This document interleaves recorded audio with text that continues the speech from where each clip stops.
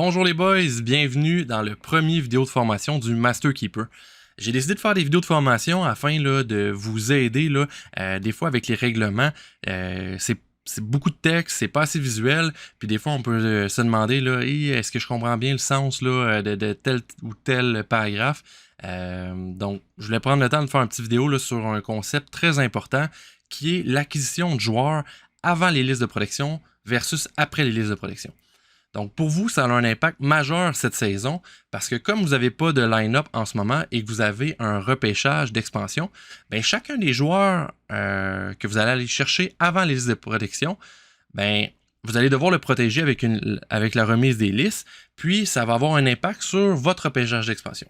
Donc là, je vous ai monté un exemple ici. Si, par exemple, l'Arizona était là, une nouvelle expansion là, qui rentrait dans le Master Keeper, fait un échange avec les Prédateurs, qui est un DG là, qui était déjà là, présent en ce moment, va faire l'acquisition de Kyle Connor et de Dawson Mercer en échange de son first au repêchage là, annuel 2024, son first au repêchage annuel 2025, puis son premier choix au repêchage d'expansion. Donc là, l'impact que ça va avoir, ce trade-là, c'est que Kyle Connor va aller brûler le dernier choix au repêchage d'expansion parce que l'Arizona va devoir protéger Kyle Connor lors de la remise des listes.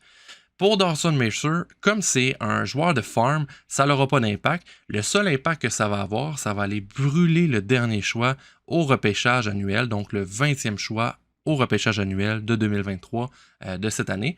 Donc, d'aller chercher des joueurs ELC ou des joueurs sans contrat, là, mais qui ont été draftés bien sûr là, par une équipe NHL, ça n'a pas d'impact là, négatif. C'est vraiment là, comme si vous faisiez l'acquisition là, d'un joueur de farm l'année prochaine ou peu importe l'année là, pour laquelle vous le feriez. Donc, ce qui est important là, de faire attention, c'est à tous les joueurs de line-up régulier, que ce soit un attaquant, un défenseur ou un gardien, ça va avoir le même impact. Donc là, les DG, vous allez être excités de faire des transactions, puis les DG vont vous attendre, eux aussi, là, ils ont hâte de faire des transactions. Il y a certains DG qui sont un petit peu plus requins que d'autres dans le pool. Vous allez vous en rendre compte avec le temps.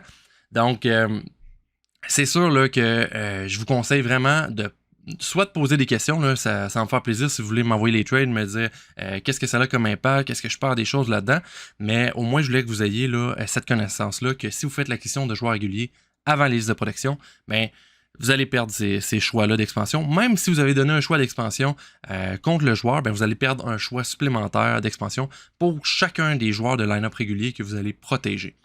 Là, vous allez me dire, ben ça n'a vraiment aucun avantage, je ne devrais pas en faire d'acquisition avant les listes de protection. Ça dépend des stratégies parce que si vous allez chercher un joueur qui ne serait pas disponible au repêchage d'expansion, ben ça peut être un moyen de couper l'herbe sous le pied à d'autres DG et d'aller faire l'acquisition de bons joueurs. L'autre point là, qui peut être intéressant d'aller faire l'acquisition de joueurs avant les listes de protection, ben, je vous invite à aller voir les line-up réguliers là, des différents DG. Certains DG vont avoir des joueurs de farm dans leur line-up régulier. Donc, ces joueurs de farm-là peuvent être disponibles là, souvent pour des bouchées de pain parce que ces DG-là ne pourront pas les protéger, ces jeunes-là, vont devoir les laisser aller. Tant qu'à les laisser aller pour rien, mais vous avez peut-être le moyen d'aller chercher des joueurs à rabais pour les mettre déjà dans votre farm, puis arriver au repêchage annuel avec déjà là, quelques bons jeunes prospects dans votre farm. L'autre avantage qu'il peut y avoir d'échanger pour des joueurs réguliers avant les listes de protection, c'est que justement tout le monde protège seulement 7 joueurs et va devoir laisser aller les autres joueurs dans leur line-up.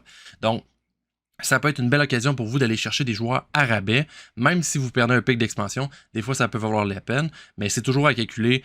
Si vous donnez beaucoup de choix au repêchage, et en plus vous gaspillez des pics d'expansion, mais des fois, ça ne vaut pas toujours la chandelle là, de faire des transactions comme ça. Donc, c'est vraiment pour vous faire la comparaison entre une acquisition avant ou après liste. Si vous faites une acquisition après les listes, ben là, le prix des joueurs va être beaucoup plus élevé pour les joueurs que vous allez vouloir faire l'acquisition parce que là, tout le monde a fait leur protection de 7 joueurs, ont leurs 7 joueurs réguliers dans leur line-up. Puis là, si vous faites les acquisitions, mais c'est un peu plus les prix réguliers là, qu'il y aurait en cours de saison si vous voulez faire l'acquisition de certains joueurs. Si vous voulez l'acquisition de joueurs par la suite, à noter là, que vous êtes limité à 3 acquisitions entre les listes de protection et le repêchage annuel. Donc, de faire attention à ce point-là parce que si vous faites plus que 3 acquisitions, vous allez devoir vous départir de joueurs avant le début du repêchage annuel. L'autre point que je voulais aller regarder avec vous, c'était au niveau de la valeur des joueurs. J'ai eu des questions d'un DG là, pour ça justement dernièrement. C'est sûr que dans notre pool, on a 12 attaquants, 6 défenseurs, 2 gardiens. Donc, les défenseurs et les gardiens, il n'y en a pas autant que des attaquants là, qui sont très productifs. Donc, souvent, la valeur des très bons gardiens et des très bons défenseurs est très élevée. Et la valeur des attaquants est bonne aussi. Là. Tous les top joueurs dans chaque catégorie, c'est sûr qu'ils ont beaucoup de valeur. Mais surtout, là, quand on se tourne vers les défenseurs et les gardiens, c'est des denrées un petit peu plus rares. Donc, ça peut avoir une valeur plus grande. C'est sûr qu'il y a plein de stratégies qui peuvent être utilisées dans le pool et je vous conseille là, de vous amener ça là, à votre sauce, à vous et à votre saveur. L'autre chose, vu qu'on a un cap salarial annualisé, ben d'aller regarder les points, les ratios, le point salaire, c'est sûr que ça peut donner une bonne indication là, de la valeur des joueurs. Donc même si un joueur fait beaucoup de points, s'il a un salaire très élevé, ça peut être moins intéressant parce que avec le cap salarial, remplir notre line-up là, de 12 attaquants, 6 défenseurs, 2 gardiens, c'est sûr que 90 millions pour cette masse de joueurs-là, c'est pas tant que ça. Puis vous allez vous ramasser là, avec des défenseurs de 3e paire, des attaquants de 3e ou 4e trio. Des fois, c'est là que vous pouvez aller vous démarquer en allant chercher là, des joueurs là, un petit peu là, plus intéressants au niveau du salaire, puis qui vont vous permettre d'aller chercher 2-3 joueurs plus importants là, par la suite. L'autre chose qui peut avoir un gros impact, c'est la structure des contrats. Donc, de prendre en considération que comme on n'utilise pas le AAV, là, qui est la moyenne du contrat là, annualisé, on utilise le salaire annuel. Soit vous pouvez aller voir sur CapFriendly, c'est la colonne là, du salaire total qui est utilisée pour notre pool. Ou sinon, vous pouvez aller voir sur le fichier. C'est sûr là, que c'est pas mal up-to-date là, à 99%. Il peut y avoir quelques erreurs. Si vous voyez des erreurs, n'hésitez pas à me le faire savoir. Je vais les updater en cours de route sans problème. Puis ça aussi, ça donne une bonne indication au niveau des valeurs. Quand c'est des contrats là, qui sont front-loadés, des fois, les joueurs perdent la valeur quand ils viennent de signer des contrats parce que les premières années sont beaucoup plus chères.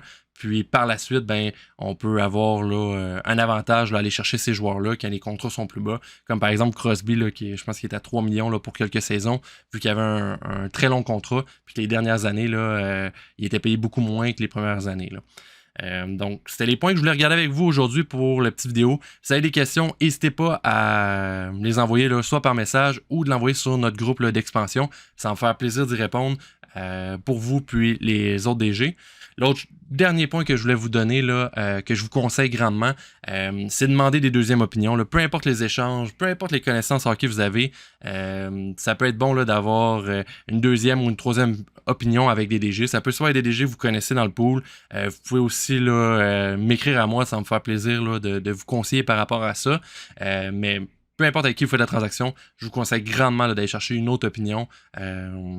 Vu qu'on a l'expérience là, déjà là, du pool d'une saison, ça peut là, donner des fois des petits cues que vous n'auriez pas pensé là, au niveau du trade ou des fois au niveau des values. Ils peuvent dire moi, j'irais peut-être chercher un petit peu plus. Ou dans le fond, le deal est parfait, vous devriez sauter là-dessus. Donc, ça conclut la vidéo de la partie 1 au niveau des trades, aussi là, avec l'explication là, de avant versus après liste. À noter aussi que lors du draft de dissolution, ben, toutes les équipes vont repêcher un joueur supplémentaire. Donc, ça va rajouter là, de la viande à toutes les équipes. Donc, qui dit de la viande dit qu'il va y avoir d'autres joueurs qui vont être laissés aller. Donc, ça peut encore là vous donner une belle opportunité là, d'aller chercher des joueurs avec ça. Puis, si vous gardez votre joueur du draft de dissolution puis que vous ne l'échangez pas avant la remise des listes de protection, ben, à noter que vous allez perdre votre dernier pick d'expansion. C'est comme si vous feriez l'acquisition d'un joueur avant les listes.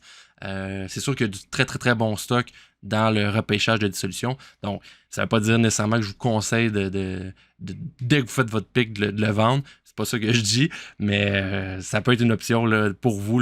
S'il y a des clubs qui compétitionnent et qui sont all-in cette année, ils vont peut-être vous offrir la lune pour votre choix. Donc, juste de rester vigilant, des fois, ça peut être intéressant. Donc, je vous souhaite une bonne soirée. Si vous avez n'importe quelle question, n'hésitez pas. Salut, boys.